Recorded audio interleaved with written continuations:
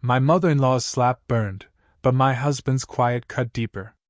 Lily rose and said, "Mom, you just struck the owner." I dabbed the blood off my lip and smiled.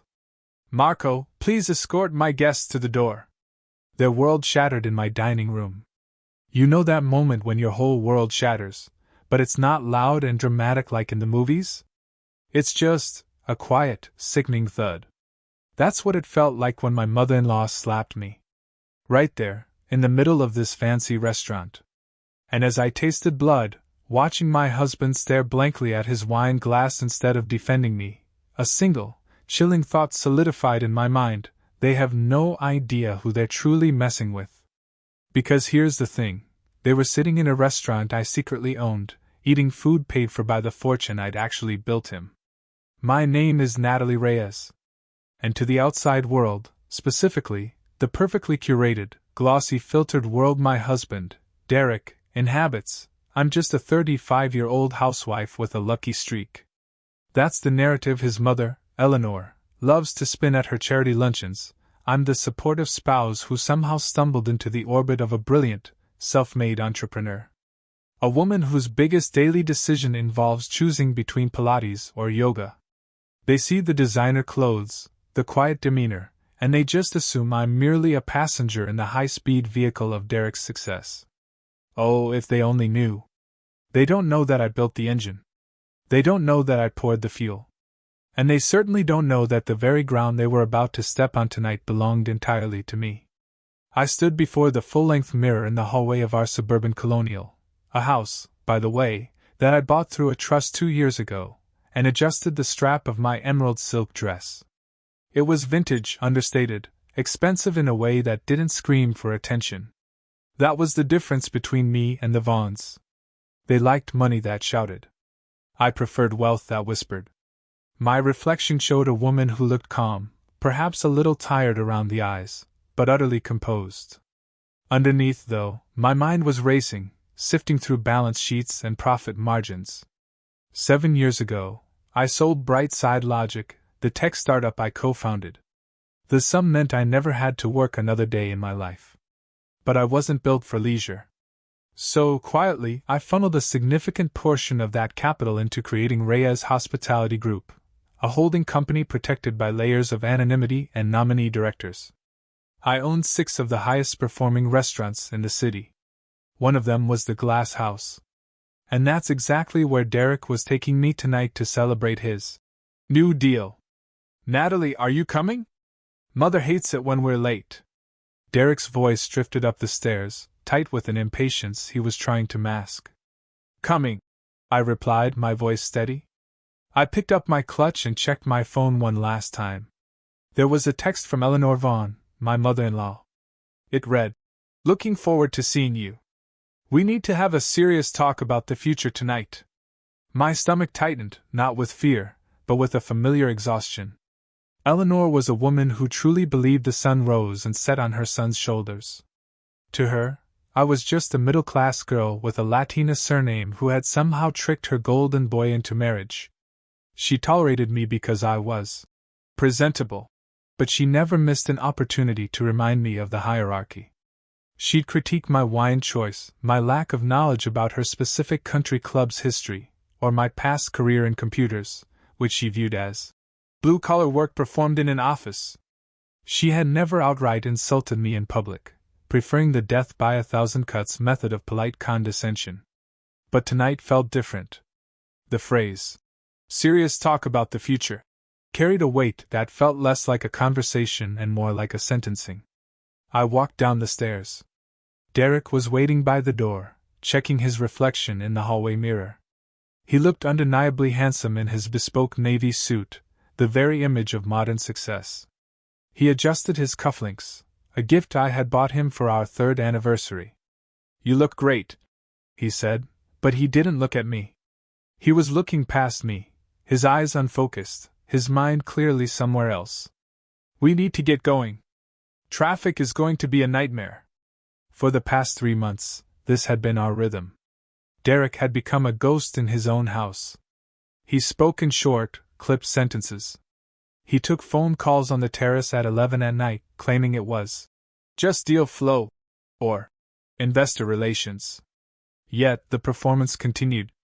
He still bought expensive gifts with the credit cards I paid off. He still posted photos of us on Instagram with captions like, "My Rock," and "Date Night with the Queen," curating a digital reality that bore no resemblance to the cold silence of our breakfast table. We got into the Mercedes S-Class. The leather was cool against my skin. As he pulled out of the driveway, the silence in the car felt heavy, pressurized, like the cabin of an airplane before turbulence. "So," Derek said, clearing his throat as we merged onto the highway. "About tonight. Mom is a little high-strung lately." "Is she?" I asked, looking out the window at the blurring city lights. "She seemed fine when she texted me." Derek's grip on the steering wheel tightened. His knuckles were white. "She's just worried about the family legacy, about finances. You know how she gets. She reads too many headlines about the economy and panics." I almost laughed. The only family legacy the Vaughns had was a history of bad investments and keeping up appearances. The money that kept the lights on in Eleanor's condo, the money that paid for this car, the money that was funding tonight's dinner, it all flowed from the reservoir I had filled. But Derek didn't know the extent of it. He knew I had money from my company's sale, but he thought it was a fixed pot that was slowly draining, not a river that was constantly replenishing. "What are you saying, Derek?" I asked, turning to face him. He sighed, a sharp exhalation of breath. "I'm saying, please, for the love of God, don't bring up money tonight. Don't talk about the cost of the wine. Don't ask about the deal terms. Just let me handle the bill and the conversation. I need her to feel like I'm in control. It's important for her peace of mind. You want me to sit there and be silent? I want you to be supportive," he corrected, glancing at me with a look that was pleading, but edged with irritation. "Just play the part, Nat, please. Play the part." That's all I had been doing for years. I turned back to the window. "Fine. I'll let you handle it." My phone buzzed against my palm, hidden in the folds of my dress. I glanced down discreetly. It was a message from Lily, Derek's 22-year-old sister.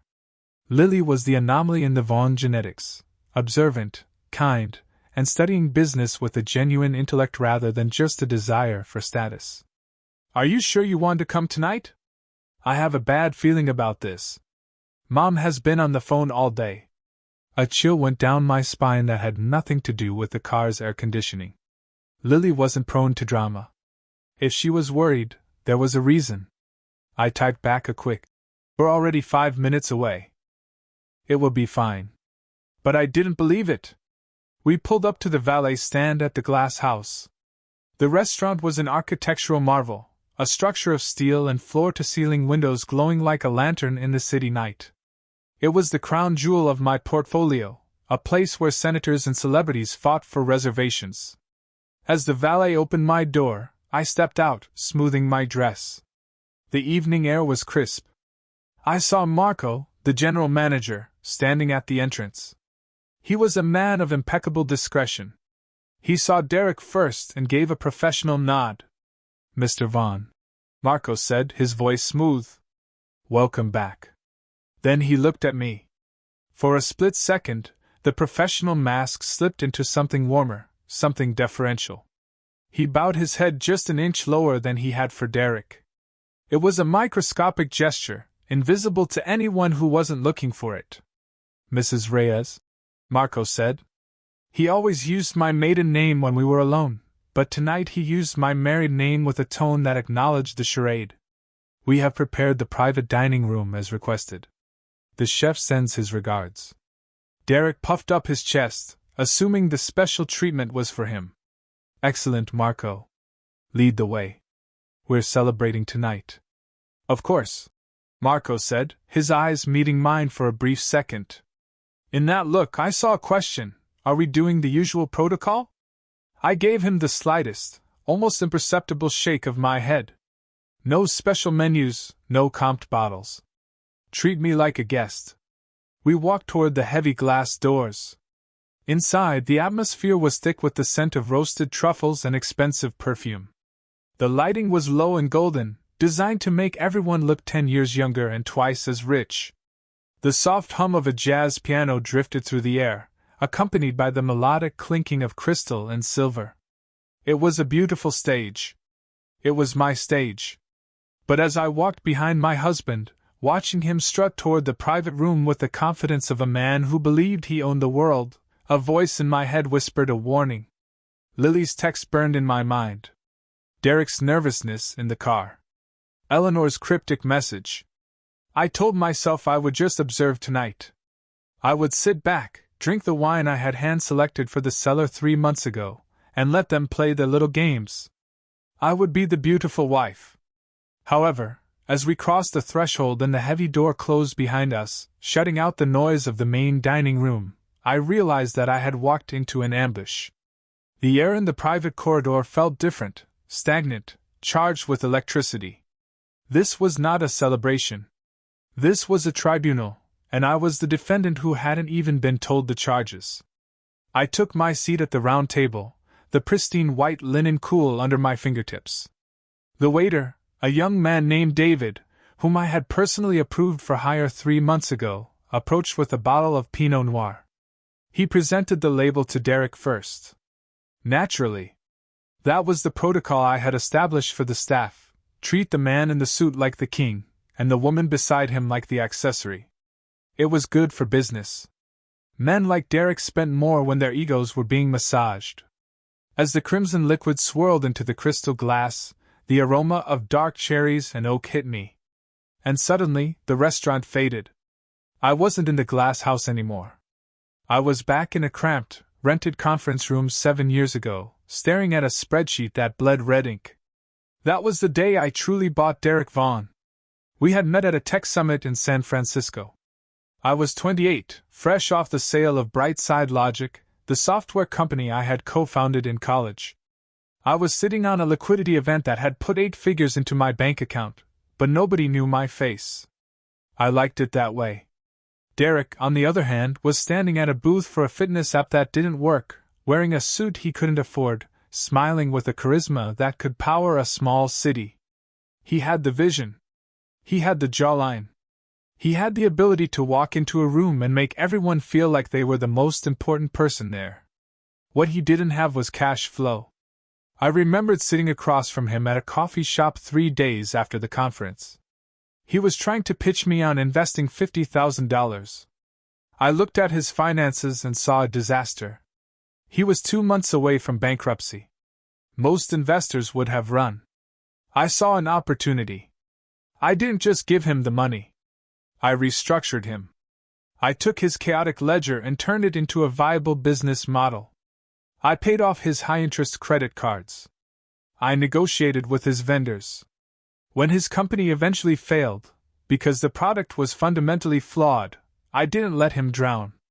Instead, I pivoted him. I used my capital to launch his career in venture capital, positioning him as the visionary while I stayed in the shadows, analyzing the risk. The world loves a handsome man who claims to be self-made. They don't write magazine profiles about the woman who edits the pitch deck at 2 in the morning and wires the bridge loan at 4. When I sold the second iteration of our joint ventures, the payout was substantial. We're talking about enough money to buy an island. Though we settled for a portfolio of real estate and stocks. That was when I founded Reyes Hospitality Group. I wanted to build something tangible, something that smelled like roasted garlic and fresh linen, not just code on a screen. But I knew the misogyny of the market. A high-end steakhouse chain run by a woman named Natalie Reyes would get scrutinized differently than one run by a dynamic male entrepreneur. So, I built the walls to hide behind. I set up a complex web of trusts and nominee companies. On paper, Reyes Hospitality Group was owned by a generic entity called Aurora Holdings, based in Delaware. Aurora Holdings was owned by a blind trust. And the beneficiary of that trust was me. Exclusively for me. When we opened the glass house, Derek gave the interviews. He stood in front of the cameras, cutting the ribbon, talking about his passion for culinary excellence. I stood 3 feet behind him, holding his jacket, while the press called me his lovely wife. I took a sip of the wine. It was a 2018 vintage, excellent structure. I knew the wholesale cost was $42 a bottle, and we were selling it for $180. The margin was beautiful. I looked across the table at Eleanor. She was beaming at the menu, running her finger over the prices she had no intention of paying. This scene triggered another memory, sharp and bitter as bile. It was 3 years ago, at the launch party for Derek's firm, Vaughn Capital. We were in a ballroom in Manhattan. Eleanor had cornered a group of investors, clutching a glass of champagne a little too tightly. "My Derek has always been a provider," she had said, her voice carrying over the music. "He built all of this from nothing. Absolutely nothing. It's a rare thing these days to see a man who stands on his own 2 feet without relying on handouts or inheritance." She had cast a sideways glance at me then. She knew my parents were middle-class school teachers. She assumed my little tech job in my 20s had paid for a nice car and nothing more. She had no idea that the check paying for the ballroom, the champagne in her hand, and the suit on her son's back had been signed by me that morning. That night, listening to her erase my existence from my own success story, I realized something terrifying. Eleanor wasn't just annoying. She was a liability. And Derek, standing next to her, nodding along to her praise, was complicit. He enjoyed the myth too much. He had started to believe his own press releases. The next morning, I called my lawyer, Sarah. "I need to restructure the new acquisitions," I had told her. "Derek hates paperwork. He calls it legal mumbo-jumbo. He just wants to sign the final page and take the photo." So, we drafted the operating agreements for the new entities, including the one that leased the land for the glass house. The structure was aggressive. Derek held a 40% equity stake in the management company, which gave him the title of managing partner and a generous salary. But the actual assets, the real estate, the intellectual property, the liquor license, were held by my holding company. I controlled the board. I controlled the bank accounts. I controlled the lease. Derek never read the operating agreement. He saw the salary figure, $300,000 a year plus bonuses, and signed with a flourish using the expensive Montblanc pen I had bought him. He joked that night over dinner, "Baby, why do we need all these 50-page documents? We're family. What's mine is yours. Right?" "Right," I had said, smiling over my salad. "It's just for tax purposes, Derek. You know how the IRS is." He nodded sagely, pretending to understand, and went back to checking his Instagram likes. He didn't know that "what's mine is yours" did not apply to the equity split. He didn't know that Clause 7.3 of the agreement gave the majority shareholder, me, the right to remove the managing partner for conduct detrimental to the reputation of the business. I looked at Lily, who had just arrived and was sliding into the seat next to me. She looked pale. Lily was the only one who had glimpsed the man behind the curtain, or rather, the woman. 4 years ago, when she was 18, Lily needed a summer internship for her business degree. Derek was too busy being a visionary to help her, so I brought her into the back office of Reyes Hospitality. I placed her in accounts payable. It was unglamorous work, entering invoices and reconciling checks. One afternoon, I walked in to find her staring at a K-1 tax form. It was a document that listed the distribution of profits for the fiscal year. "Natalie," she had said, her voice trembling slightly, "this says you're the general partner, and Derek is listed as a limited partner with restricted voting rights." I had closed the door to the office, my heart rate spiking for a second before I leveled it out. "Lily, business structures are complicated." "This isn't complicated," she replied, looking at me with wide, intelligent eyes. "This says you own everything. Mom thinks Derek pays for your lifestyle. Your brother works hard," I said, choosing my words carefully. "He's the face of the brand. That's a job in itself. But yes, the capital and the risk are mine." "Does he know?" she asked. "He knows what he wants to know," I answered. "And Lily, this stays in this room. If this gets out, it undermines Derek's authority with the staff." It hurts the business. And the business pays for your tuition. It was a gentle threat, but a threat nonetheless. Lily nodded slowly. From that day on, her attitude toward me changed. She stopped looking at me with the vague pity Eleanor projected and started looking at me with a mix of awe and fear. She knew I was carrying the weight of the entire Vaughn lifestyle on my shoulders. Back in the present, I picked up the menu. It was heavy, bound in leather. I didn't need to open it. I knew the food cost percentage on the sea base was 22%. I knew the truffle risotto was our highest margin item. I knew the chef, Gordon, was currently fighting with his sous chef about the plating of the duck. I think I'll have the lobster thermidor, Eleanor announced, snapping her menu shut. And we should order a bottle of Cabernet, the expensive one, Derek. We're celebrating after all. Of course, Mother, Derek said, his voice tight.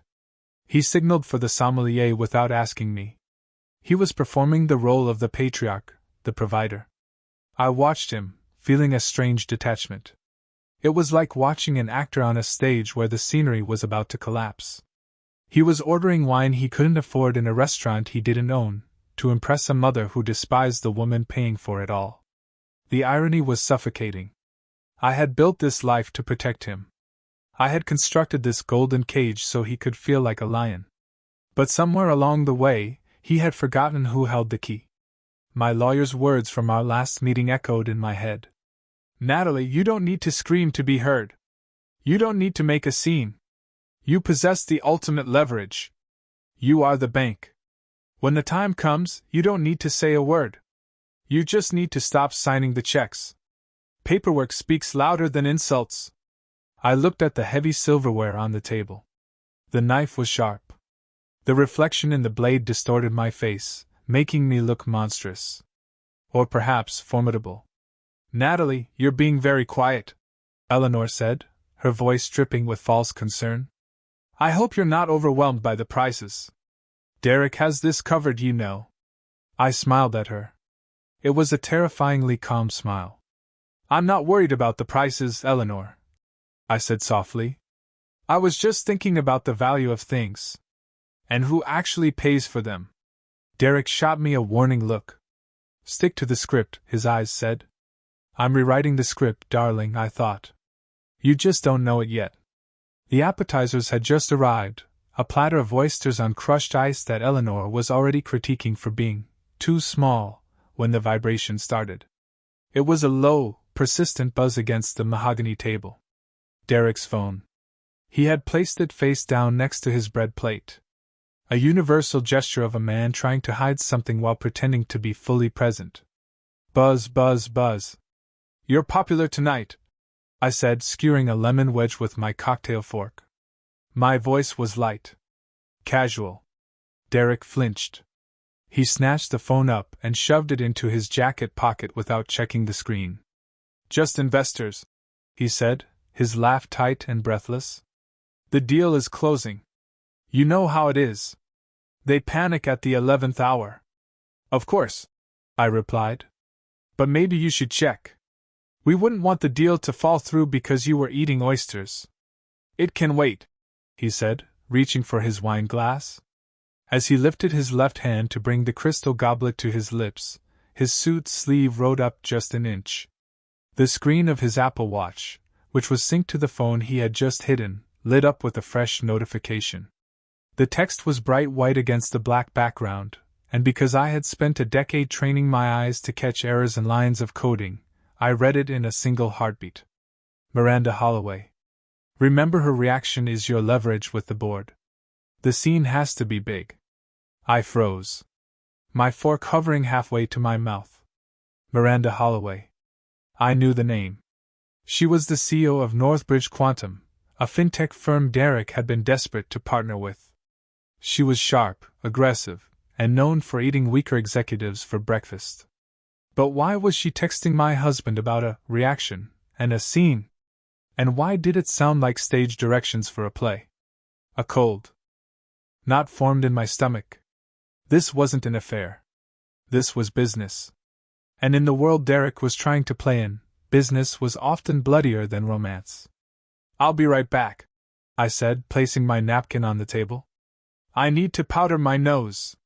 Hurry back, Eleanor said, not looking up from her plate.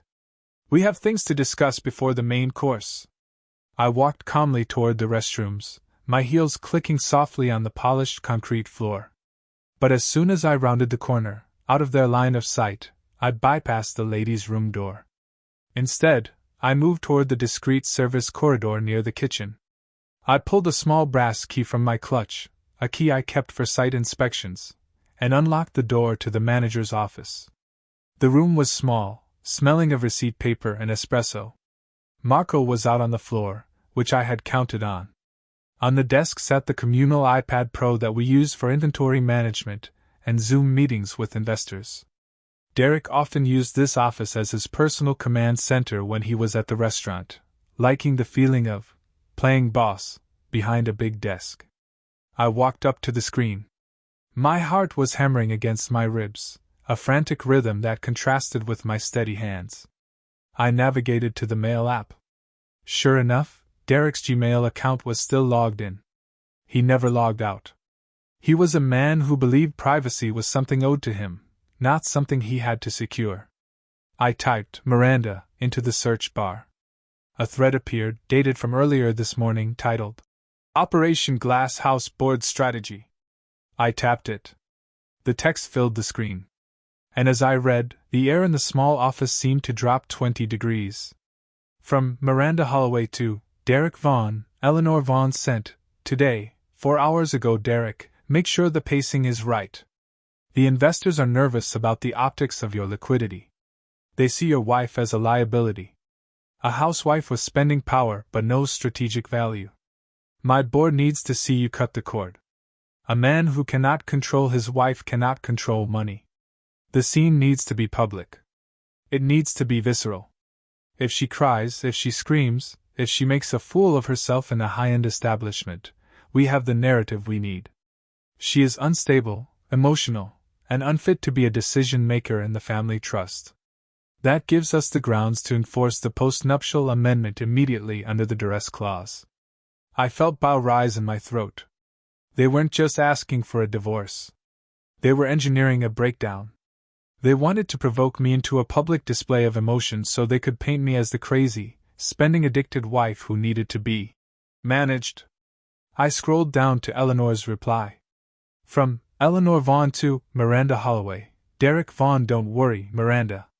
I know exactly which buttons to push. She is weak. She has always been insecure about her background and the fact that she has not given Derek a child yet. I will handle the provocation. You just make sure the lawyers are ready.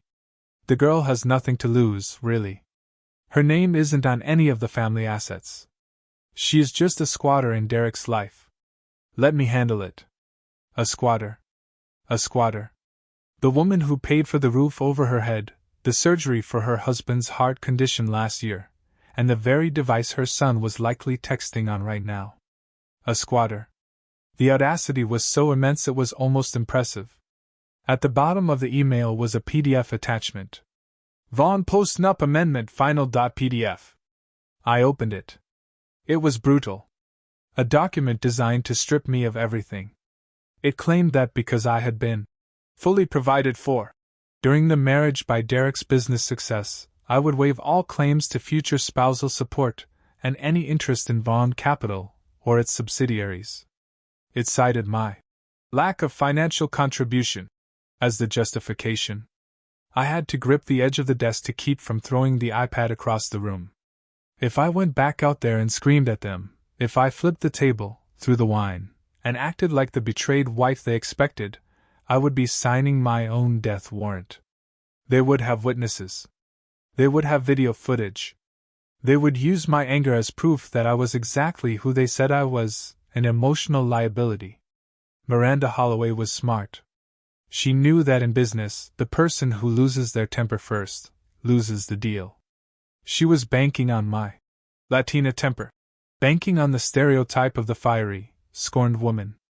I closed the email app. I carefully wiped my fingerprints from the screen, though I doubted Derek would ever think to check for them. I stared at my reflection in the darkened window of the office. My face looked pale, but my eyes were dark. Hard stones. Okay, I whispered to the empty room. You want a scene? You want a performance? I opened my clutch and took out my lipstick. It was a deep blood-red shade called Vendetta. I applied it slowly, watching my mouth transform into a weapon. They wanted to trap me in a corner. They didn't realize that they were the ones locked in a cage with a tiger. They thought they were the directors of this play, but they had forgotten who owned the theater. I checked my watch. I had been gone for 6 minutes. Long enough to pee, not long enough to be suspicious. I smoothed the silk of my dress over my hips. I took a deep breath, inhaling the scent of the expensive leather chair I had paid for 3 years ago. When I walked back out that door, I would not be Natalie the wife. I would not be Natalie the victim. I would be the CEO of Rhea's hospitality group, conducting a hostile takeover of my own marriage. I unlocked the door and stepped back into the corridor. The sounds of the restaurant rushed back in, the clatter of plates, the hum of conversation, the jazz piano playing a melody that sounded deceptively cheerful. I walked toward the private dining room, my head held high. I could see them through the glass walls. Eleanor was laughing at something, her head thrown back, her pearls shaking. Derek was checking his phone again, looking nervous, sweating slightly under the collar. They were waiting for the show to start. I pushed open the glass door and smiled at them. It was the warmest, deadliest smile I had ever worn. Sorry to keep you waiting, I said, sliding into my seat. I just had to handle a little technical issue. Derek looked at me, searching my face for any sign of distress. He found none. Everything okay? He asked. Perfect, I said, unfolding my napkin. Absolutely perfect. Shall we order the main course? I saw Eleanor exchange a quick, sharp glance with Derek. Get ready, her eyes said. I picked up my wine glass and took a slow sip. Bring it on, I thought. Let's see who breaks first. The private dining room was a cube of acoustically treated glass suspended slightly above the main floor. It offered a panoramic view of the open kitchen, a theater of stainless steel and controlled fire where 20 chefs moved with military precision. From my seat, I could see the flames licking the bottom of copper pans and the sous chefs plating with tweezers. It was a beautiful, chaotic ballet that usually filled me with pride. Tonight, however, it looked like a preparation for war. Eleanor sat across from me, a monument to old-school self-preservation. She had refused to check her coat, letting the white mink drape over the back of her chair like a royal mantle. The room was climate-controlled to a perfect 72 degrees, but Eleanor wore fur as armor. Not for warmth. Her perfume, a heavy floral scent that retailed for $300 an ounce, fought for dominance with the delicate aroma of truffle oil on the table. Beside her sat Richard, my father-in-law, a man who had spent 40 years fading into the beige wallpaper of his wife's life. He offered me a tight, apologetic smile before retreating behind his wine glass. Lily was to my right, the only one who seemed to belong to the real world. She wore a simple black dress and kept her hands folded in her lap, her eyes darting between her mother and brother with the vigilance of a bomb disposal technician. The architecture is striking, I suppose, Eleanor said, her voice pitched just loud enough to carry to the waiter refilling her water. She swept her hand around the room, dismissing the award-winning design with a flick of her manicured wrist. But it feels a bit sterile. Do you not think so? It lacks the soul of the places we used to go to in the Upper East Side. Places with history. This feels like new money trying too hard. She looked at me then, a small, sharp smile playing on her lips. She was waiting for me to defend the restaurant so she could patronize me. She wanted me to say I liked it so she could explain why my taste was inferior. It's certainly modern, I replied, my voice neutral. I didn't tell her that the sterile design had won an Architectural Digest award last year. I didn't tell her that the new money feel was exactly what attracted the tech executives who spent $5,000 a night here. Derek clapped his hands together, too loudly. Well, I think it's fantastic. Top tier. Only the best for us tonight. He turned to the waiter. We'll take the seafood tower, the big one. And for the mains, let us do the Wagyu ribeyes all around, and bring another bottle of that Cabernet. Actually, make it two. He didn't look at the price list. He didn't need to. In his mind, money was a renewable resource that appeared in his bank account by magic. I sat there, sipping my water, and did the math in my head. The Wagyu had a food cost of 40% because we flew it fresh. The wine markup was 300%. Derek was trying to look like a king. But every time he ordered, he was essentially transferring money from my left pocket to my right pocket, minus the operational costs. You're so generous, Derek, Eleanor cooed, reaching over to pat his hand. Always taking care of everyone, just like your grandfather. It's a big night, Mom, Derek said, puffing out his chest. I want to make sure we celebrate properly. Under the table, Lily's knee bumped against mine. I turned to look at her. Are you okay? She whispered, her voice barely audible over the ambient jazz. I feel like Mom is winding up for something. She has that look. I'm fine, Lily, I whispered back. Just hungry. Lily didn't look convinced. She had noticed the tension in Derek's jaw. The way he kept checking his watch. The way Eleanor's eyes glittered with a predatory anticipation. Lily was smart. She sensed the trap, even if she didn't know the dimensions of it. The seafood tower arrived. A spectacle of crushed ice, lobsters, and oysters. It was absurdly large, taking up the center of the table like a fortress. Eleanor picked up a silver fork and poked at an oyster with suspicion. You know, she began, looking at the shellfish as if it might bite her. The service here is a bit attentive. Isn't it bordering on intrusiveness?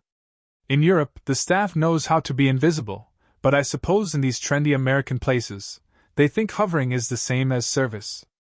I watched the waiter, a young man named Carlos, who was working a double shift to pay for his nursing degree, stiffen slightly.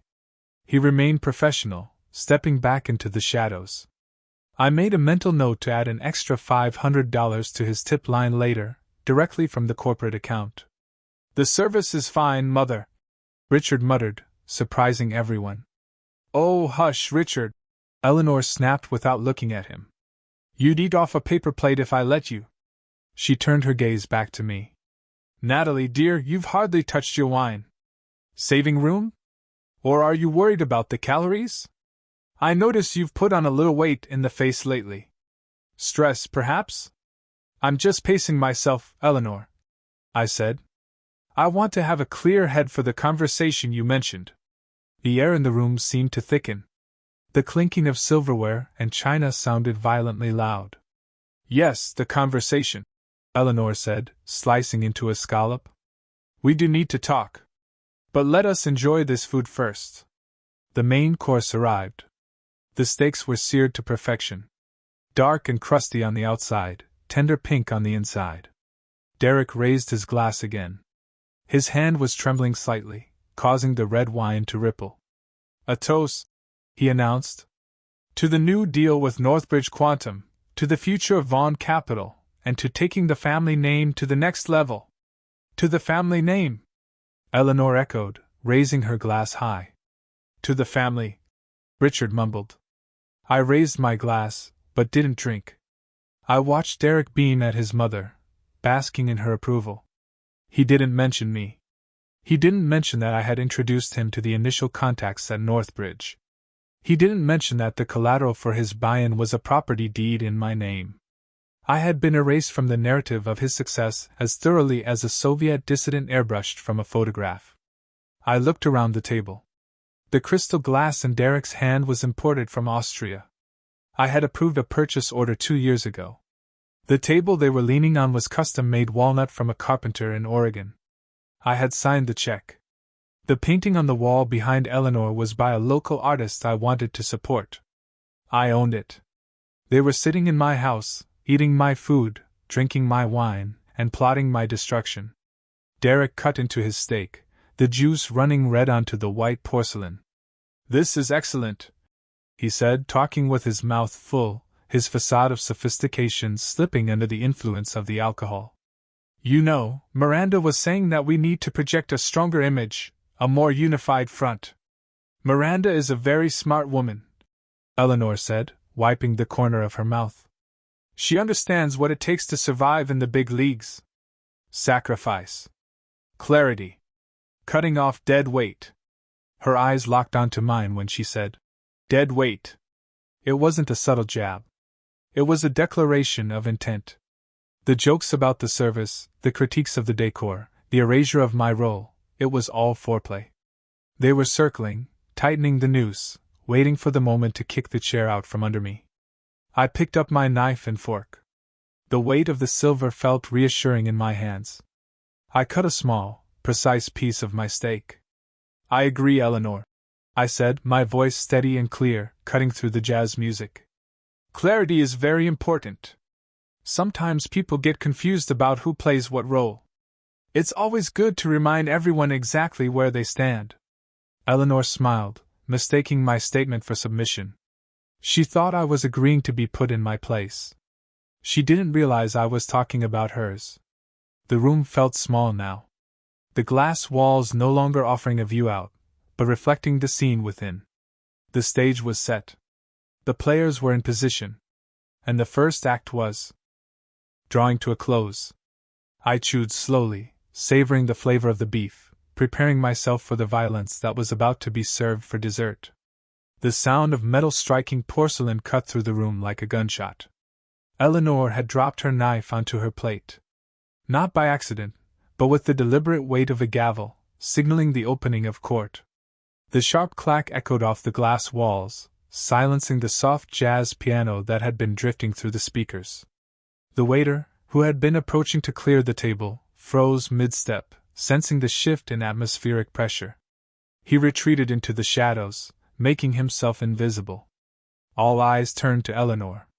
She was flushed, the expensive Cabernet having done its work, stripping away the thin veneer of social grace to reveal the raw, ugly ambition beneath.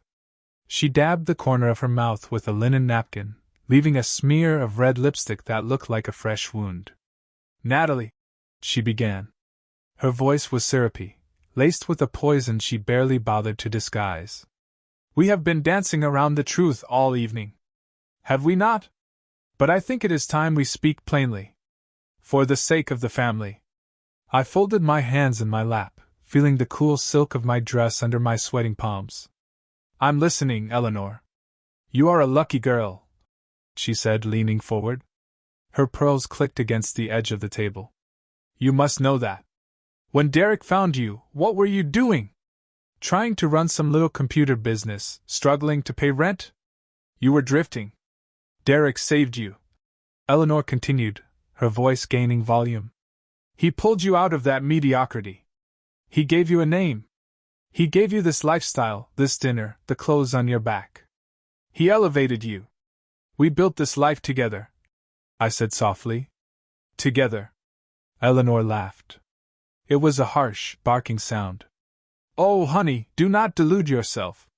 You are the passenger. Derek is the driver.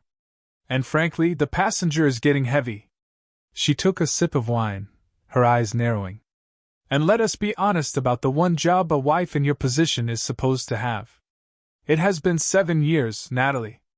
7 years. She gestured vaguely at my stomach. And nothing. The nursery in that big house is still empty. It's a little embarrassing, is it not? For a man of Derek's stature to have no legacy. The air left my lungs. I had expected them to come for my money. I had expected them to come for my dignity. I had not expected them to weaponize the miscarriage I had suffered 2 years ago, a grief Derek and I had never spoken of publicly. That is private, Eleanor, I said, my voice dropping to a whisper. It's not private when it affects the family line. She snapped. If you are broken, Natalie, if you cannot give this man a real family, then the very least you can do, the absolute bare minimum, is to know your place. You need to shut your mouth, sit down, and respect the man who pays for your existence. I turned to Derek. I needed him to say something. Anything. I needed him to look at his mother and tell her to stop. Derek? I asked. He didn't look at me. Instead, I felt a sharp kick under the table. His polished shoe dug into my shin. It was a warning. Shut up. Take it. Don't make a scene. Mom is just stressed, Derek mumbled to the tablecloth. Just listen to her. Nat Eleanor reached into her designer handbag, a bag that cost $4,000, paid for by the dividends from a company I owned, and pulled out a thick, cream envelope. She slid it across the white tablecloth. It stopped right in front of my water glass. This is for the best, Eleanor said, her tone shifting to a faux businesslike rationality. It's a modification to your marital agreement. Miranda's lawyers looked it over. It simply states that, given your lack of financial contribution and your failure to produce an heir, you waive any claim to Derek's future earnings or the capital assets. You acknowledge that you have been compensated enough by simply being allowed to live this life. I looked at the envelope. I didn't need to open it. I had already read the PDF in the manager's office. Sign it, Eleanor commanded. Sign it now, in front of us, so we can all sleep soundly knowing you're not just waiting for a divorce settlement to cash out like a common gold digger. The room was deathly quiet. I could hear the hum of the ventilation system. I could feel Lily's body radiating heat beside me, tense as a coiled spring. I looked up at Eleanor. I kept my face completely smooth. And if I don't sign it? I asked. My voice was soft, devoid of the anger she was so desperate to provoke. The question seemed to short-circuit something in Eleanor's brain. She blinked, her face reddening to a deep, blotchy crimson.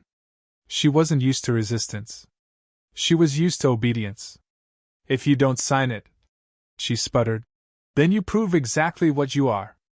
A leech. A grasping, low-class nobody who clawed her way into a family that is leagues above her. She stood up. The chair scraped violently against the floor. You think you're special? She hissed, her voice rising to a shout. You are nothing without my son.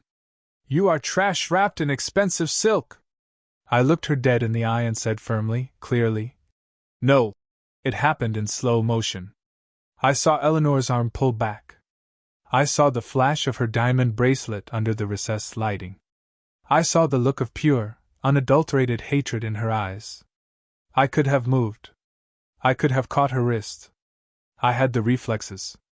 But I didn't. I stayed perfectly still. I let it happen. Smack. The sound was wet and sharp, sickeningly loud in the enclosed glass room. Her palm connected with my left cheekbone with a force that snapped my head to the side. The impact blinded me for a second. A white flash exploded behind my eyelids. My ear rang with a high-pitched whine. I felt the skin of my cheek burn as if it had been touched by a hot iron. I sat there, my head turned to the right, staring at the shocked reflection of myself in the glass wall. The entire restaurant seemed to gasp. Through the glass, I saw a waiter drop a tray of drinks. The crash of breaking glass was distant, muffled. Two guests at a nearby table had stood up, their phones raised, capturing the moment the mother of the distinguished Derek Vaughan assaulted his wife. I slowly turned my head back to face them. I tasted copper. My lip was cut. I ran my tongue over the split skin, cataloging the metallic taste of my own blood. Derek shot up from his chair. Mom! He yelled. He grabbed Eleanor's shoulders as she swayed, breathing heavily, her hands still raised as if she might strike again. Mom, stop. That's enough. But then he looked at me. He didn't rush to my side. He didn't check if I was hurt. He didn't demand his mother leave. He looked at me with panic in his eyes. And then he said the words that severed the last thin thread of my marriage. Natalie, please, he said, his voice frantic. She's just upset. She's protecting the family. Just apologize to her and sign the paper, okay? Don't make this worse than it is. He wanted me to apologize for being slapped. I sat there, the red mark on my cheek glowing like a brand. I didn't cry. There were no tears.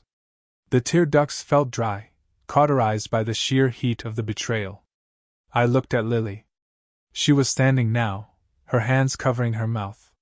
Her eyes were wide, filled with a horror that was quickly hardening into something else. She looked from her mother, panting like a wild animal, to her brother, cowering in his suit, and then to me, sitting straight, bleeding and silent. In Lily's eyes, I saw the exact moment the illusion shattered. She saw the monster her mother was. She saw the coward her brother was. And she saw me, not as the victim, but as the only person in the room who was still holding the line. I touched my cheek. It throbbed. "Are you done?" I asked. My voice was terrifyingly calm. It didn't sound like my voice. It sounded like the voice of a judge reading a verdict. Eleanor stared at me, her chest heaving. She looked confused by my lack of tears. She had wanted a breakdown. She had wanted me on my knees. Instead, she had just given me the weapon I needed to destroy them all. The piano outside had stopped. The restaurant was watching. The stage was mine. The silence that followed the slap was heavy. Suffocating. Absolute. It was the kind of silence that usually follows a car crash, where for a few seconds, the world forgets how to breathe. I sat there, the heat in my left cheek pulsing in time with my heartbeat, watching the woman who had just assaulted me try to compose herself as if she had merely dropped a napkin. Then there was a sound. It was the screech of a chair leg dragging against the polished floor. A sharp, grating noise that made everyone flinch. Lily stood up. She moved slowly, with a deliberation I had never seen in her before. Usually, Lily was the shadow of the Vaughn family, the quiet observer who tried to blend into the wallpaper to avoid her mother's criticism. But now she looked tall. She looked formidable. She picked up her linen napkin from her lap, folded it once, and placed it on the table with a soft pat. It was the gesture of someone who was finished, not just with the meal, but with the entire charade. "Lily, sit down!" Eleanor snapped, her voice shrill. She was trying to regain control, trying to pretend that violence was just another form of parenting. "Don't make a scene!" Lily ignored her. She turned her body so she was facing her mother directly, her hands gripping the back of her chair until her knuckles turned white. "Mom," Lily said. Her voice was shaking, vibrating with a mixture of terror and adrenaline. But it was loud enough to be heard in the main dining room. "Do you have any idea what you just did? I disciplined a disrespectful child." Eleanor spat, smoothing her fur coat. "Something her own parents clearly failed to do." "No," Lily said. She took a breath, and her voice steadied. "You just slapped the owner of this restaurant." For a second, nobody moved. The words hung in the air like smoke. Then Derek laughed. It was a nervous, wet sound. "Lily, what are you talking about? Don't be dramatic. We know Natalie likes to pretend she's involved, but I'm not being dramatic, Derek," Lily shouted, cutting him off. The force of her anger made him recoil. "I am telling you the truth. The truth that I have been sitting on for 4 years. Eleanor scoffed, waving a hand dismissively. "Oh, please, Natalie. She can't even afford her own handbags without your credit card. Derek, don't listen to her. She's just trying to defend her little friend." Lily turned to me. Her eyes were swimming with tears, but her jaw was set. She was asking for permission. She was asking if she could burn the house down. I looked at her. I didn't nod. I didn't smile. I just held her gaze. My face a mask of cold calm. And blinked slowly. "Go ahead," my eyes said. "Burn it all." Lily turned back to the table, her gaze locking onto her brother. "Do you remember my internship, Derek?" she asked, her voice dropping to a lethal conversational tone. "The summer I worked in accounting? You were too busy flying to Miami for conferences to notice, but I was processing the filings for the holding companies." "So?" Derek said, looking confused. "You worked for the family business?" "I worked for Rhea's Hospitality Group," Lily corrected him. "I saw the incorporation papers, Derek. I saw the capitalization tables. I saw the bank signatures." She pointed a trembling finger at me. "Natalie is not just the wife on the brochure. She is the general partner. She owns 90% of the equity in the holding company that owns the Glass House, the Onyx Room, and Verve." You are a minority stakeholder with zero voting rights in the operating entity. You are an employee. Derek's face went slack. That is not true. I signed the franchise agreement. I am the managing director. Did you read it? Lily asked, her voice dripping with pity. Did you actually read the 40-page document you signed last October? Or did you just look for the page with your salary on it and sign where the little X was? Derek opened his mouth, but no sound came out. He looked at me, his eyes wide with a dawning, terrifying realization. He was remembering the papers. He was remembering how I had handed them to him with a glass of scotch, telling him it was standard legal stuff to protect us from liability. She owns the building, Mom, Lily said, turning to Eleanor. She owns the land. She owns the wine cellar you just raided. She pays the chef. She pays the valet. Every single person in this building works for Natalie Reyes, and you just slapped her in the middle of her own dining room. Lies. Eleanor hissed, though her voice lacked its usual conviction. She looked around the room, desperate for an ally. This is just manipulation. She brainwashed you, Lily. Suddenly, the glass door to our private room slid open. It wasn't a waiter. It was Marco, the general manager. He had been hovering outside, waiting for my signal. But he had decided that the sound of a slap was signal enough. He walked in, his spine straight, his face a mask of professional fury. He didn't look at Derek. He didn't look at Eleanor. He walked straight to the head of the table where I sat. Mrs. Vaughn, Marco said. His voice was deep and carried to every corner of the room. He used my married name, but he said it with a deference that made it sound like a title of nobility. I apologize for the disturbance. I have security on standby. He paused, then added loud and clear, if you wish, we can terminate this dinner immediately. As the proprietor, you have the right to refuse service to anyone who violates the code of conduct, even family. The word proprietor hit Eleanor like a physical blow. She slumped back in her chair, her mouth opening and closing like a fish out of water. Proprietor? She whispered. But Derek said Derek lied, Lily said ruthlessly. Or he was too stupid to know the truth. Does it matter? The silence in the restaurant had shifted. It was no longer the silence of shock. It was the silence of judgment. Through the glass walls, I could see guests openly staring.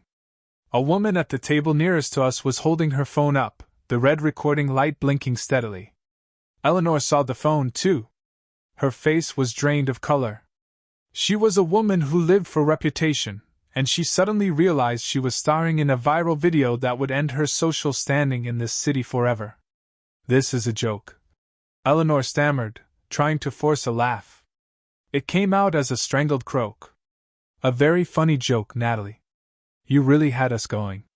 Marco, bring the check. We're leaving. There is no check for you, madam, Marco said coldly. Mrs. Reyes? He corrected himself, using my maiden name, a subtle twist of the knife. Covers all operational costs. However, I must ask you to lower your voice. You are disturbing the paying clientele. I sat there, frozen in a tableau of absolute power. I didn't need to speak. My assets were speaking for me. My staff was speaking for me. My sister-in-law was speaking for me. I picked up my napkin and dabbed the cut on my lip. The white linen came away stained with a single, perfect drop of bright red blood. I looked at the stain, then placed the napkin on the table, right next to the insulting contract Eleanor had tried to force me to sign. Lily took a step back from the table. She looked exhausted, as if the burst of energy had drained her, but she stood her ground. Mom, Derek, Lily said. Her voice was quiet now. Sad? I think the best thing you can do is get up and walk out of here right now, before the police are called, because we are currently humiliating the woman who signs the paychecks for every single person in that kitchen. I'm not leaving until we sort this out. Derek shouted, finding his voice at last. He slammed his hand on the table, rattling the silverware. Natalie, tell them this is a misunderstanding. I looked at him, really looked at him. For 7 years I had seen a partner. Now I saw a terrified little boy in a suit that I had paid for, trying to scream at the sun to stop setting. I slowly turned my gaze to Marco. I didn't speak. I just tilted my head slightly toward the door. Marco understood. He turned to Derek. Mr. Vaughn, Marco said, his voice dropping an octave, becoming dangerous. Please do not make me ask the security team to escort you out. It would be untidy. Derek looked at Marco. Then at me. He saw the cold, hard reality in my eyes. He realized, finally, that the safety net was gone. The audience was hostile. The stage had turned against him. Come on, Derek, Richard said. It was the first time my father-in-law had spoken in 10 minutes. He stood up, looking older and grayer than I had ever seen him. He grabbed Eleanor's arm. Get up, Eleanor. We are leaving. But, Eleanor started. No, Richard said sharply. Eleanor stood up, her legs shaky. She pulled her fur coat tight around her, trying to wrap herself in her fading dignity. She looked at me one last time. There was no apology in her eyes, only fear. Pure, unadulterated fear of the unknown world where she was no longer the queen. They began to shuffle toward the door, a procession of the defeated. Derek lingered for a second, looking back at me, his mouth opening as if to beg or explain or blame. But Lily stepped in front of him, blocking his view of me. Go, Lily whispered. Derek turned and walked out. When the glass door clicked shut behind them, the air in the room seemed to rush back in. I was alone at the table with Lily and Marco. My cheek was throbbing with a dull, heavy ache. My heart was pounding against my ribs like a trapped bird, but my mind was clear. I looked through the glass wall. I watched my husband and his parents walk through the main dining room. I saw heads turn. I saw the whispers ripple through the crowd like wind through a wheat field.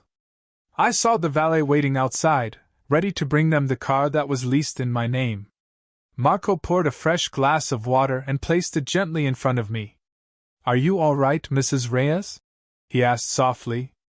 I took a sip of the water. It was cool and clean, washing away the metallic taste of blood. I am fine, Marco, I said.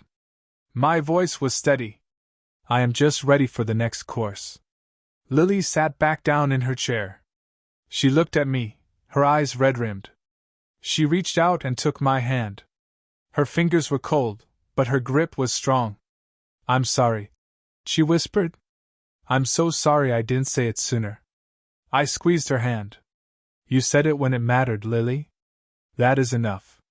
I looked at the empty chairs where my family had sat just moments ago. The space they left behind did not feel empty. It felt clean. It felt like the ground after a forest fire, scorched, yes, but cleared of all the dead wood, ready for something new to grow. The pianist in the main room hesitated, then began to play again. It was a different song this time, something slower, something with a backbone. I touched the contract Eleanor had left behind. I picked it up, tore it in half, and dropped the pieces onto her unfinished plate of lobster. The show was over. The critics had been silenced. Now the real work, the dismantling of Derek Vaughn's life, could truly begin. Derek hesitated at the glass door, his hand hovering over the brushed steel handle. He didn't leave. He couldn't leave. To walk out now was to admit total defeat. And Derek Vaughan was a man who had spent 7 years believing his own mythology. He turned back toward the table, his face contorted in a desperate, pleading mask. Lily, stop talking nonsense, he said, his voice cracking slightly. He looked at me, his eyes wide and wet, trying to summon the charm that had worked on me for nearly a decade. Natalie, honey, don't listen to her. Mom is just overwhelmed. She drank too much wine. You know how she gets. We're going to go home. We're going to order takeout and talk about this like adults. Just us. We're a team. Remember, He was still using that word. He was still trying to drape the blanket of our marriage over the wreckage his mother had created. I picked up my phone. It was time to redefine the pronouns in this relationship. I didn't look at him. I looked at the screen. I opened the commercial banking app that managed the finances for Rhea's hospitality group. I navigated to the corporate credit card tab. There were 3 cards issued to Derek Vaughn, managing partner: the black Amex he used to impress clients, the Visa Infinite he used for travel, the backup MasterCard he kept in his glove compartment. Status: active. Monthly limit: $50,000. Current balance: $8,400. I tapped the edit icon. I selected freeze all cards. The app asked for confirmation. Are you sure you want to suspend privileges for this authorized user? I tapped yes. Status: suspended. Next, I opened my email client.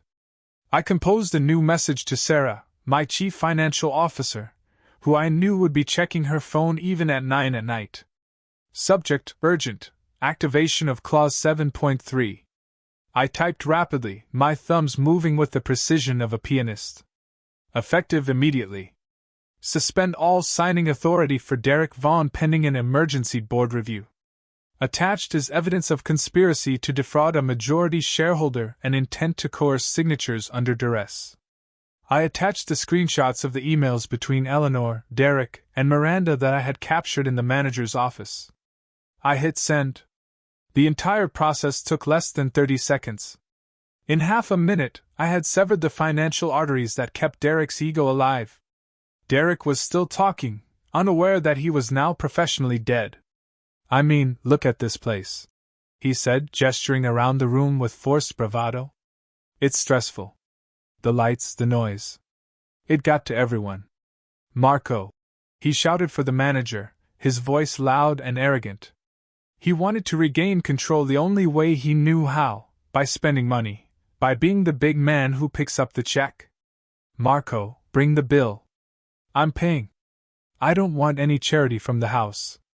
I pay for my own family. Marco looked at me. I gave him a microscopic nod. Let him try. Marco stepped forward, his face impassive. He held the wireless payment terminal in his hand. The total for the evening is $1,240, Mr. Vaughn. Derek reached into his jacket pocket and pulled out the heavy metal Amex card. He held it between 2 fingers, making sure the light caught the black finish. He inserted it into the chip reader with a flourish, staring at me the entire time as if to say, "See? I'm still the provider." The machine thought for a moment. Then it let out a harsh, low beep. Declined? Derek frowned. The chip must be dirty. He pulled it out, rubbed it vigorously against his expensive wool suit, and jammed it back in. Processing. Declined. Contact issuer. There's something wrong with your machine. Derek snapped, sweat starting to bead on his forehead. This card has a limit of $200,000. The machine is working perfectly, sir, Marco said. His voice was polite, but it carried to the nearby tables. Fine, Derek muttered. He pulled out his wallet and retrieved the Visa. Try this one. Marco took the card and tapped it against the screen. Beep. Declined. The silence that followed was louder than the slap had been. Derek stared at the little black machine as if it were an alien artifact.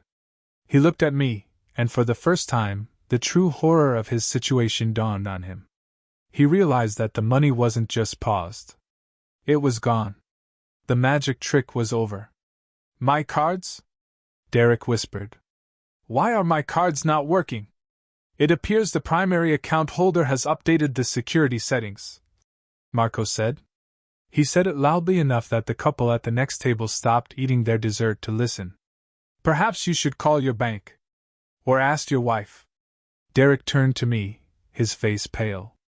Natalie, what did you do? I protected my assets, I said. My voice was low, devoid of emotion. You said you wanted to take care of things, Derek. I'm just letting you see how far you can get on your own. Eleanor, who had been watching in stunned silence, suddenly gasped. She began digging frantically in her small clutch. I have cash, she stammered. I think I have $300, and Richard has some in his wallet. Richard, give me your wallet. She was terrified. The humiliation of having her son's cards declined in a high-society restaurant was a fate worse than death for her. "Put your money away, Eleanor," I said. My voice was sharp, cutting through her panic. "I have already instructed the finance department to mark this dinner as an internal write-off. I will not have you telling your bridge club that I took your pension money to pay for your meal. I'm not taking charity from you," Eleanor hissed, though she stopped digging for her wallet. "It's not charity," I replied. "It's a severance package." Lily stepped forward. She placed a hand on her mother's arm. Not gently, but with a firm grip. "Come on," Lily said. "I'll walk you out. Before you embarrass yourselves any further. People are filming you, Mom." Eleanor looked around. She saw the phones raised at the other tables. She shrank inside her fur coat. "Lily," I said. Lily stopped and turned to look at me. Her eyes were sad, but clear. "If you want to stay, after you walk them to the car," I said, "I'd be happy to take you on a tour of the kitchen. The pastry chef is working on a new souffle and he loves getting feedback." It was an olive branch. It was an invitation to cross the line, to leave their side and join mine. Lily smiled. It was a small, genuine smile. "I'd like that," she said. "Give me 2 minutes." Eleanor stiffened. She pulled her arm away from Lily and turned to face me one last time. She tried to summon the haughty matriarch she had been at the start of the evening, but the foundation was cracked. "You may own the building, Natalie," Eleanor spat, her voice shaking with impotent rage. "You may own the wine and the food, but you will never belong to this family. You will always be an outsider." I looked at her. This woman who had belittled me, used me, and slapped me. I looked at Derek, the man who had stood by and let it happen. "I just found out that's not such a bad thing," I replied. Eleanor opened her mouth to retort, but Richard put a hand on her shoulder. "Let's go, Eleanor," he said quietly. They turned and walked out. The glass door clicked shut behind them. I was alone in the private room with Marco. The air was still. The adrenaline that had fueled me was starting to ebb, leaving behind a dull throb in my face. I slowly raised my hand and touched my left cheek. It was hot to the touch. It would be bruised by tomorrow. But as I pressed my fingers against the tender skin, I did not feel shame. I felt clarity. The pain was a punctuation mark at the end of a very long, very bad sentence. I looked at Marco. "Clear the table, please," I said. "And tell the chef I'm coming back to say hello." "Yes, Mrs. Reyes," Marco said. I sat there for a moment longer, listening to the fading echo of their footsteps. Feeling the weight of the phone in my hand, the remote control to a life I was finally starting to live on my own terms. I didn't go back to the sprawling colonial house in the suburbs that night. That house, with its manicured lawn and the nursery that Eleanor so loved to criticize, was a stage set for a play that had been cancelled. It was a monument to a marriage that had effectively ended the moment my husband watched his mother strike my face and did nothing. Instead, I drove to the Arts District, to a converted industrial loft on the top floor of a brick building that Derek barely knew existed. To him, this was just the registered office for Reyes Hospitality Group, a mailing address for tax purposes. To me, it was a sanctuary. It was the only place in the world that was entirely mine. The space was vast and cool, illuminated only by the city lights filtering through the floor-to-ceiling windows. I sat at the long, reclaimed wood conference table, the surface cold against my forearms. Spread out before me was the autopsy of my marriage. It was not a collection of love letters or photos. It was a forensic audit. I had spent the last 2 hours organizing the documents into neat, damning piles. To my left was the deed to the house. To my right were the incorporation papers for the holding companies. And in the center, the piece de resistance, a stack of bank statements and credit card transaction logs that my forensic accountant had flagged over the last 6 months. The total amount of misappropriated funds was staggering. $8 million. Derek had siphoned $8 million from the operating accounts of 3 different subsidiaries over the last 2 years. He had labeled them as consulting fees, market research, and business development. But the forensic breakdown told a different story. It told a story of chartered jets to Cabo San Lucas, suites at the Ritz in Paris, and diamond jewelry that I certainly never received. Many of these expenses coincided perfectly with the dates of investor meetings he had attended with Miranda Holloway. The digital clock on the wall read 11:45 at night when the buzzer screamed. I knew it was him. I had turned off my phone, so he had likely driven to the only other place he knew I might be. I buzzed him in without asking who it was. I wanted him to see this. I wanted him to see the paper trail of his own destruction. When the elevator doors slid open directly into the loft, Derek looked like a man who had been through a war zone. His tie was undone, hanging loosely around his neck like a noose. His shirt was wrinkled, stained with sweat and wine. His eyes were bloodshot, rimmed with the exhaustion of a man who had spent the last 3 hours arguing with his mother and screaming at bank representatives who refused to talk to him. He stepped into the room, looking around the shadowy industrial space as if he had never seen it before. In a way, he hadn't. He had never bothered to visit the engine room of the machine that printed his money. "Natalie," he breathed, his voice ragged. He walked toward the table, his hands shaking. "You cannot do this. You cannot just lock me out. You're destroying us." Us. He was still clinging to the plural. He was still trying to hide behind the collective noun. "There is no us, Derek," I said. My voice was calm, echoing slightly in the large room. "There is just a plaintiff and a defendant." "Stop talking like a lawyer!" he shouted, slamming his hand onto the back of a leather chair. "I'm your husband." "My mother, she was out of line, I admit that. She was drunk. She's old-fashioned. But you freezing the accounts, humiliating me in front of Marco.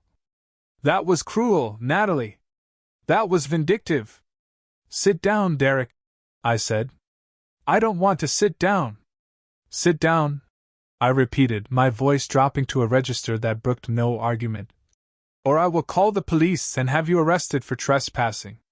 And given the current state of your credit cards, I don't think you can afford bail." He froze. The reality of his powerlessness hit him again. He pulled out the chair and sank into it, looking smaller than I had ever seen him.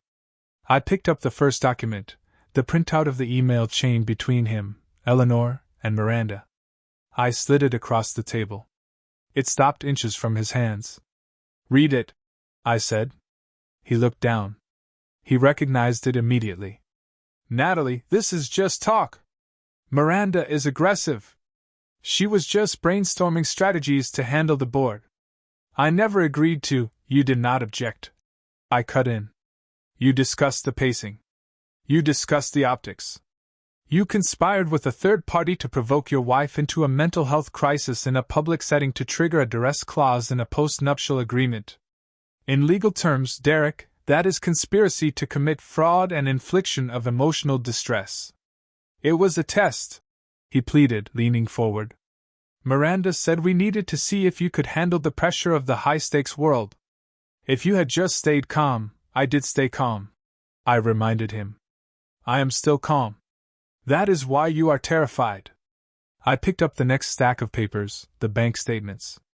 "Let us talk about the $8 million, I said. Derek's face went gray. The color drained out of him so fast I thought he might faint. "I can explain that," he stammered. "Investments. Seed capital. You know, I've been looking into crypto and—" "Do not lie to me, Derek," I said softly. "I have the receipts. The week in Aspen, the one you said was a tech retreat? The bill for the chalet lists 2 guests, Mr. Derek Vaughan and Miss Miranda Holloway." I slid the paper across the table. "And the Cartier bracelet purchased in Miami," I continued, sliding another sheet, the one charged to the Reyes Hospitality Equipment Fund. "I checked my jewelry box, Derek. It is not there." He stared at the papers, his mouth opening and closing. There was no spin that could fix this. There was no charm that could smile this away. "You are not a self-made millionaire, Derek," I said, leaning back in my chair. "You are a poster boy. You are a marketing asset that I created because the business world prefers to write checks to men with square jaws. I built the portfolio. I structured the deals. I wrote the code for the original product. All you did was wear the suit and read the lines I wrote for you. I worked hard, he cried, tears welling in his eyes. I went to the meetings. I shook hands. You spent the money, I corrected. You spent $8 million of company funds on a lifestyle you did not earn, and a mistress who was helping you plot to steal the rest of it. The room fell silent. The hum of the refrigerator in the kitchenette was the only sound. What do you want? Derek whispered finally. Do you want a divorce? Take the house. Take the cars. Just don't ruin me. I don't want the house, I said. And I don't need to take the cars. I already own them. Here is what is going to happen. I opened a leather folder and extracted a document I had drafted with my lawyer an hour ago. This is a settlement agreement, I said. You are going to read it, and then you are going to sign it. I laid out the terms, counting them off on my fingers. 1. You will resign immediately from all executive positions within Vaughn Capital, Reyes Hospitality, and any subsidiary entities. We will frame it as a decision to pursue personal philanthropic interests. Derek flinched but nodded. 2. You will transfer your 40% stake in the management company back to Aurora Holdings for a nominal fee of $1. This returns full equity control to me.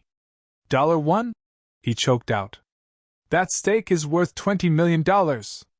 It is worth nothing if I prosecute you for embezzlement, I said coldly. Do you want to negotiate the value of your freedom, Derek? Because the sentencing guidelines for grand larceny involving $8 million are quite severe. He shut his mouth. 3. I continued. You will issue a public statement, approved by my PR team, acknowledging that your success was a joint venture and that I was the primary financial architect. You don't have to say you were a puppet, but you will admit I pulled the strings. And what do I get? He asked, his voice bitter. Homelessness? No, I said. You get an allowance. I will set up a trust for you. You will receive $150,000 a year, paid out monthly. It is enough to live a comfortable middle-class life. You can rent a nice apartment. You can drive a decent car. But private jets, the $5,000 dinners, the days of being a millionaire playboy, are over. Derek looked at the document. He looked at the evidence of his theft. He looked at me. You want to humiliate me? He said, shaking his head. You want revenge? No, Derek, I said, meeting his gaze. I want the ledger to balance. I want the truth to be recorded in the official files. The revenge part? That is what you did to yourself when you let your mother slap me and tried to steal my company. He sat there for a long time. I could see the wheels turning in his head. He was thinking about Miranda. He was thinking about whether she would save him. If you are thinking about calling Miranda, I said, reading his mind, you should know that I have already prepared a separate package for her board of directors.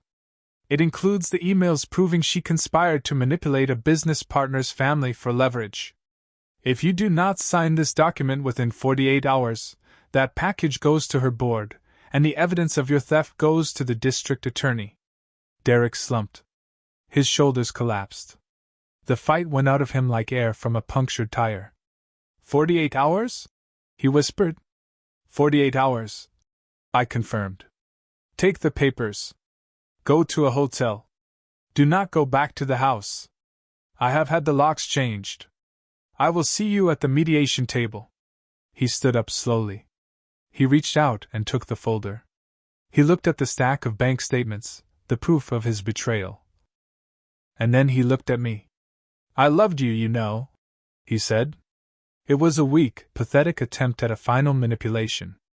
In the beginning, I know, I said. I loved you too. That is why I paid $8 million to learn this lesson. He turned and walked toward the elevator. The doors opened with a soft chime. He stepped inside, and as the metal doors slid shut, cutting him off from my view, I finally let out the breath I had been holding for 7 years. I was alone in the dark loft. I was tired. My cheek still throbbed.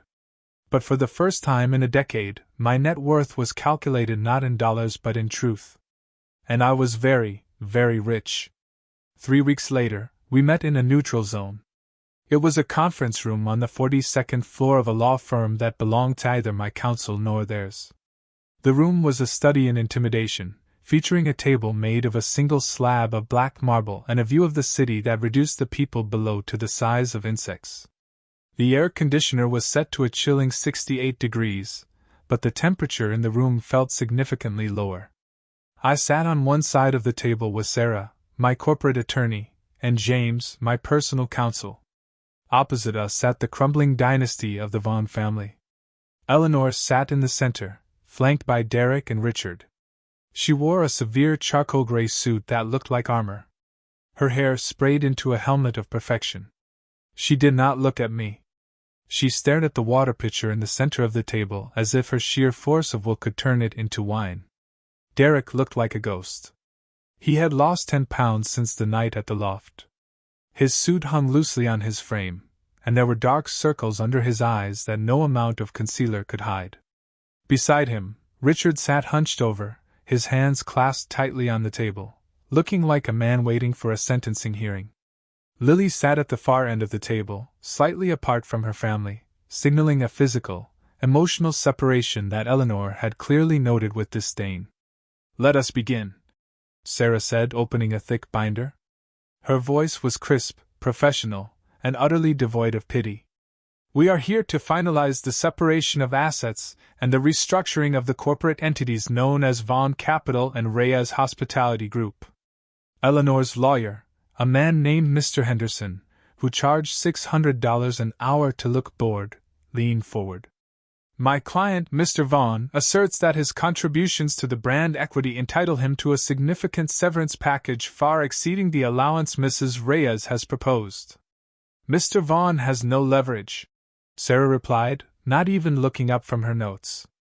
"Let us be clear about the ownership structure, as it seems there has been some confusion within the family." She projected a chart onto the screen on the wall. It was a complex web of entities, but the color coding was simple.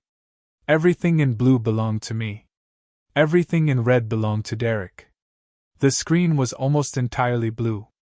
"Derek Vaughn holds a minority, non-voting interest in the operating company," Sarah explained, using a laser pointer to circle a tiny sliver of the pie chart.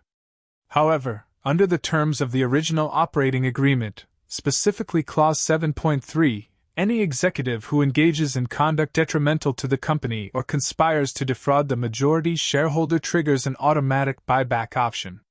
Sarah paused and looked directly at Derek. "The emails you exchanged with Miranda Holloway and your mother regarding the dinner at the Glass House constitute a conspiracy to commit fraud and inflict reputational damage," Sarah said.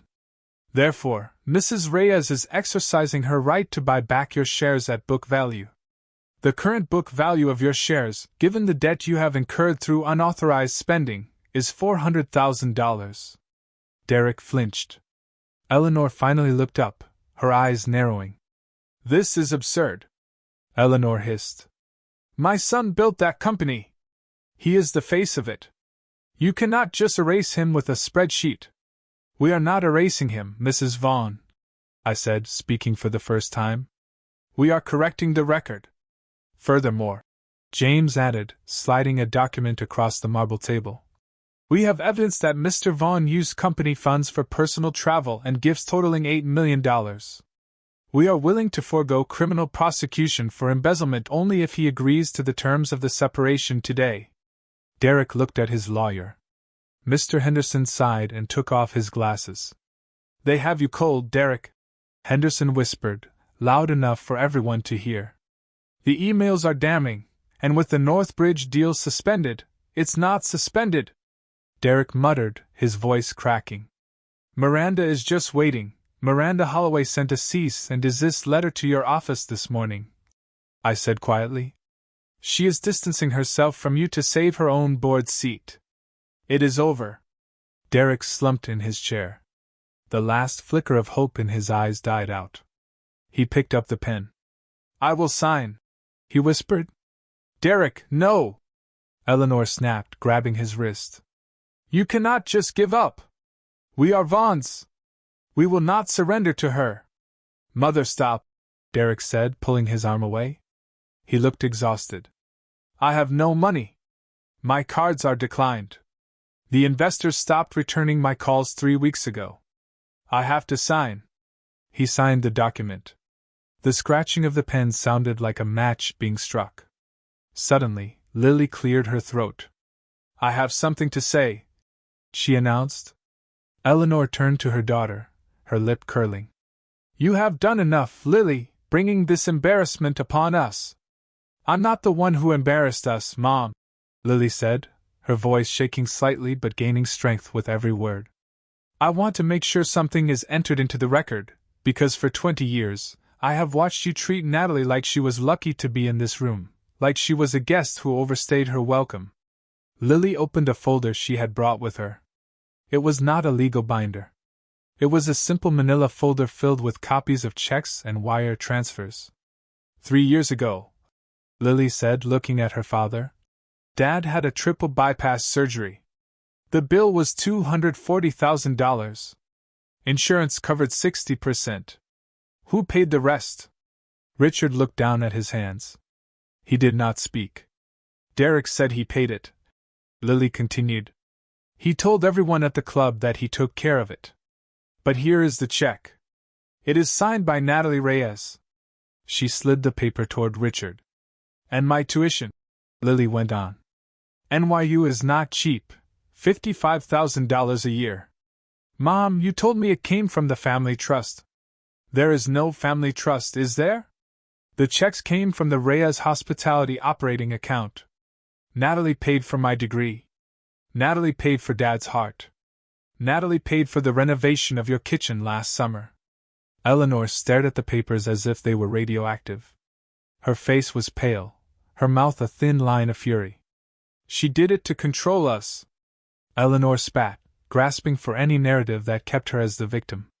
She used money to buy her way in, to make us dependent. She did it because she is family, Lily said, her voice rising. Or she thought she was. She covered for Derek's failures. She covered for your spending. And how did you thank her? You slapped her face in front of 50 people. You are taking her side? Eleanor asked, her voice trembling with a sense of betrayal that felt genuine to her twisted logic. You are choosing her money over your own blood? No, Mom, Lily said firmly. I am choosing the truth. And I am choosing not to close my eyes anymore. You slapped the woman who saved Dad's life. That is not dignity.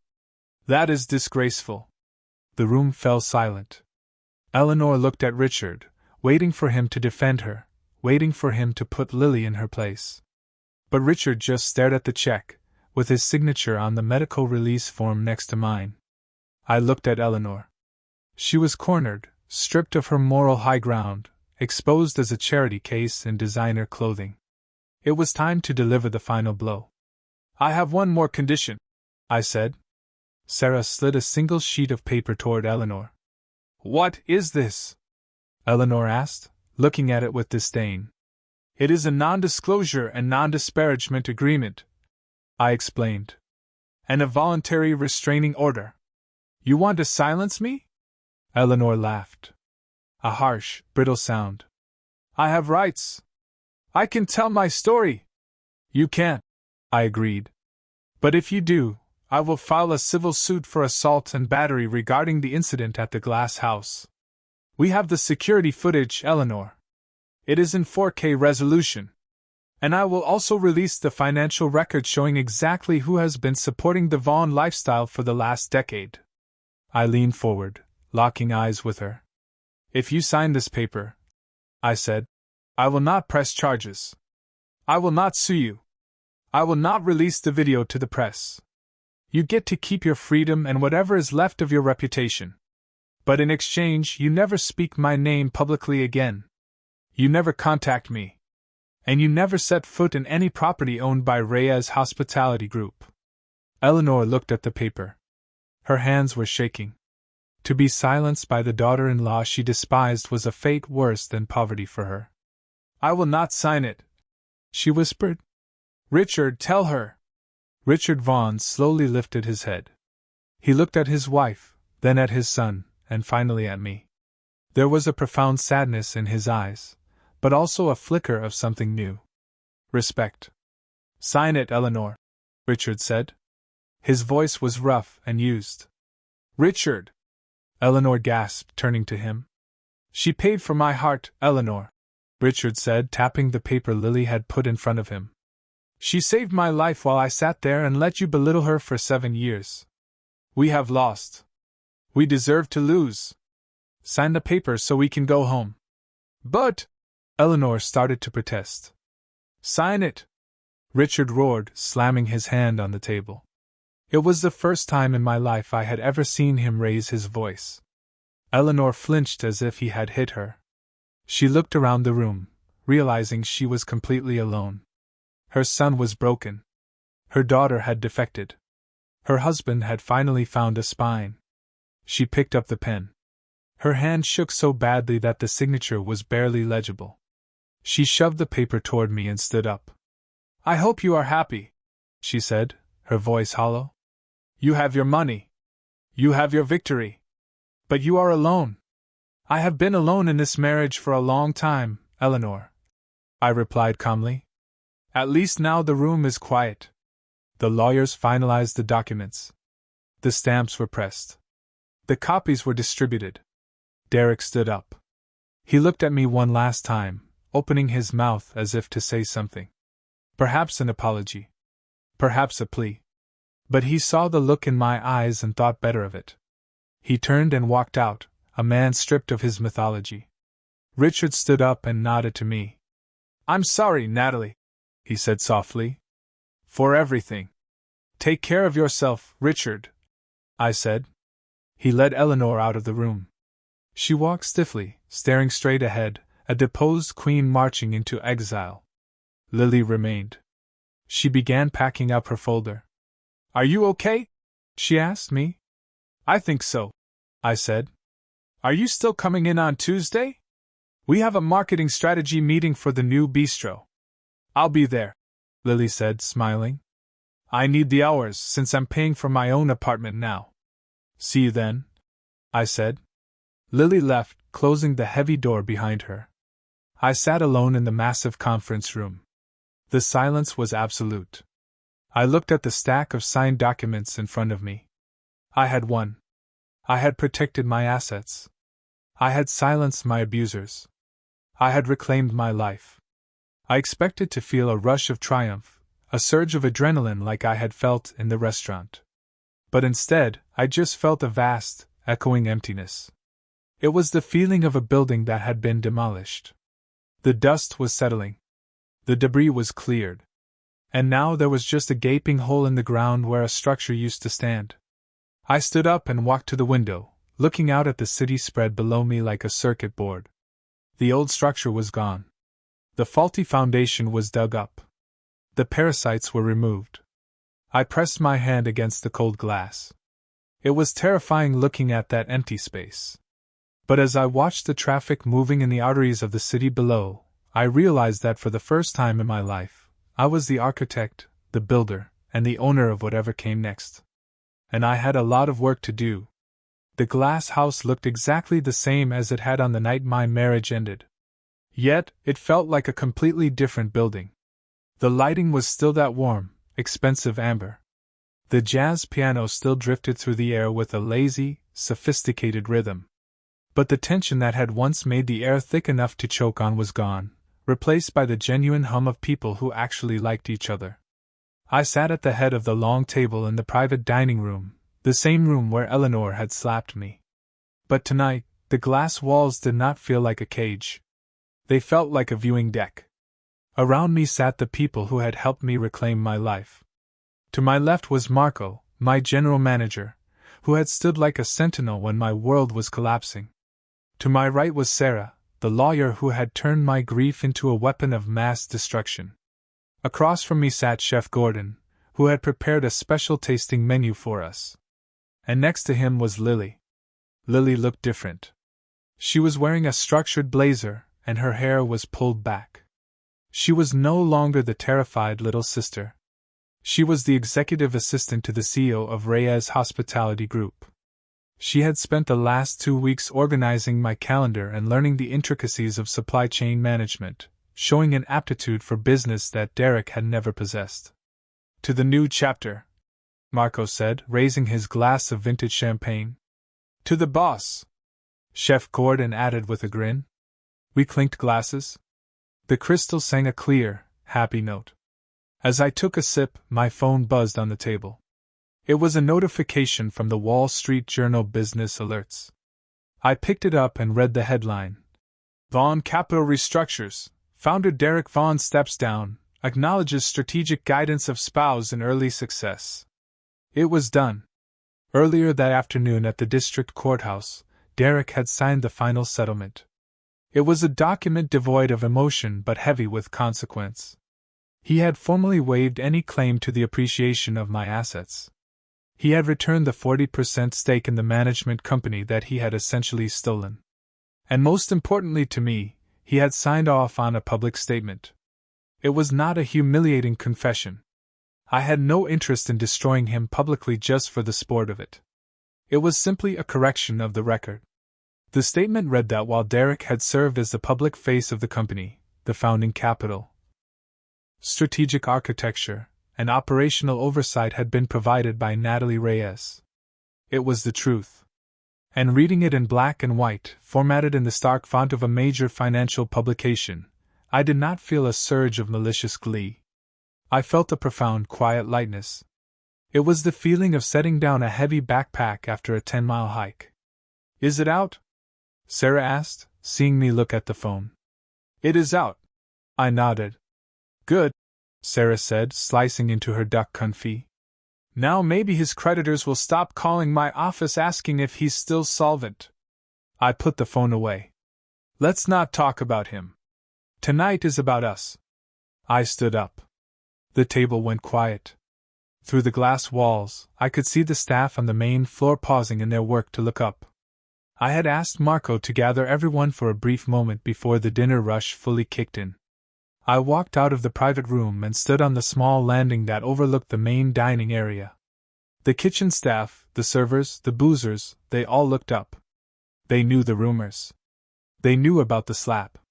They knew about the frozen credit cards. But they had never heard from me directly. "Good evening, everyone," I said. My voice was steady, amplified slightly by the acoustics of the room.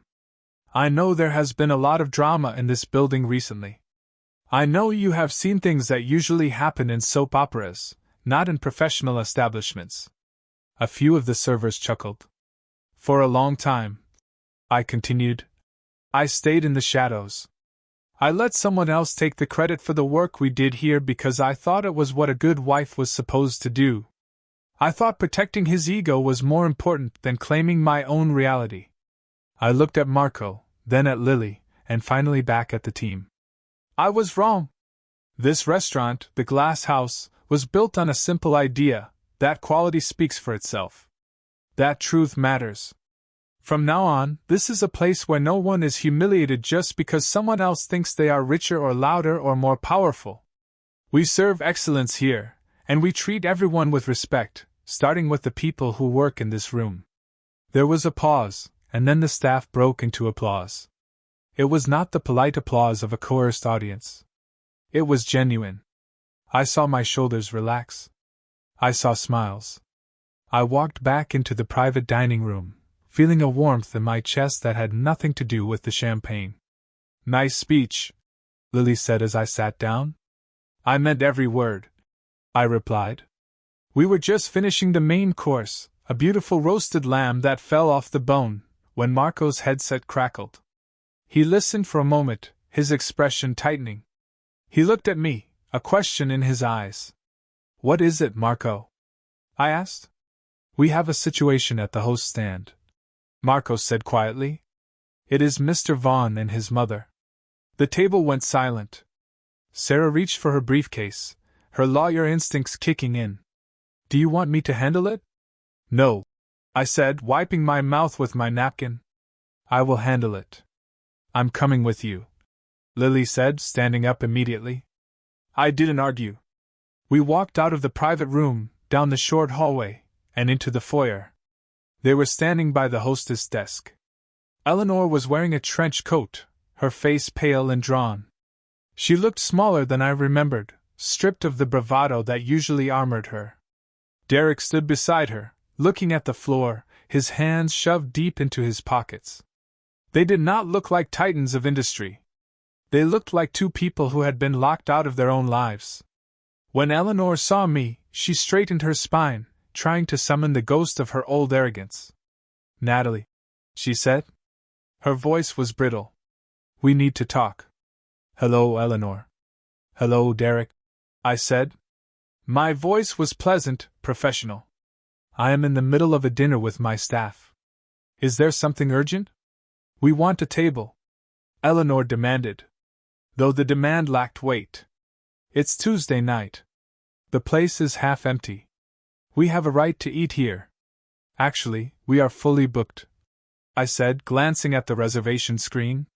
It was a lie, but it was my lie to tell. And even if we were not, this is a private establishment. We reserve the right to refuse service. You're going to kick us out? Derek asked, looking up. His eyes were red. After everything, Natalie? I signed the papers. I gave you what you wanted. Can't we just have a meal for old time's sake? He still didn't get it. He thought the signing of the papers was a transaction that bought him forgiveness. He did not understand that the currency between us had been devalued to zero. This is not about the papers, Derek, I said. This is about boundaries. I am not your wife anymore. I am the owner of a restaurant where you caused a scene and abused the staff. You are a liability. I am your mother-in-law.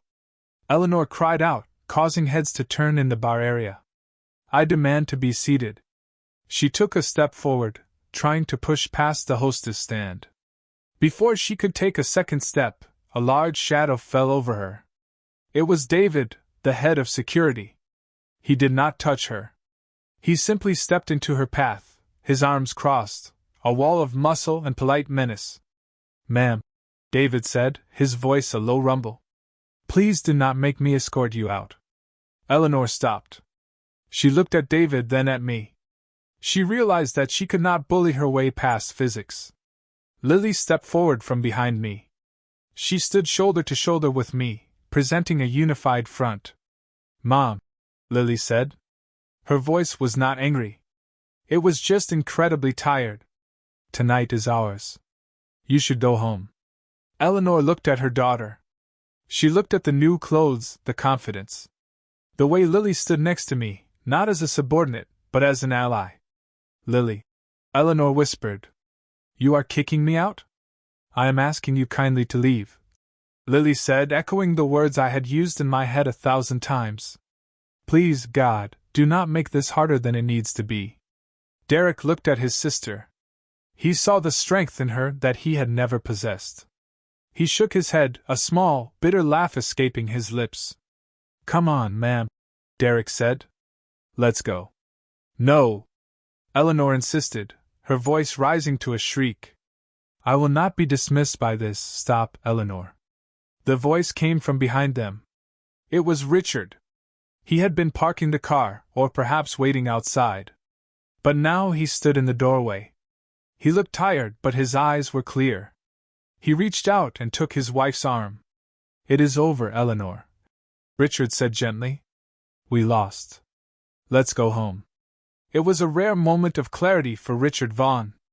He did not try to fight. He did not try to negotiate. He simply accepted the reality that his wife refused to see. Eleanor looked at her husband. She looked at the restaurant, the warm lights, the happy diners, the world she was no longer part of. Her shoulders slumped. The fight drained out of her, leaving only a bitter, hollow shell. Fine, she whispered. She turned around. Richard guided her out the door. Derek followed them, casting one last look at